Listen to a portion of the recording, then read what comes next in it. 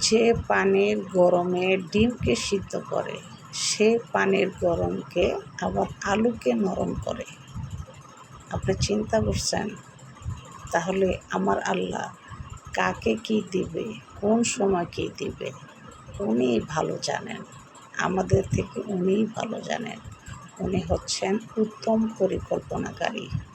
আমাদের টেনশন নেওয়ার কিছু নেই। কারণ যে পানি, গরম পানি ডিমকে সিদ্ধ করে, আবার সেই গরম পানি আলুকে নরম করে। এটা আল্লাহরই নীলা খেলা, তাই না? তাই টেনশন করবেন না। সময় হলে আল্লাহই আপনাকে সব কিছু দান করবে ইনশাআল্লাহ। ধৈর্য ধরুন, সৎ পথে চলুন, হিংসা নয়, আল্লাহ দিবে সব।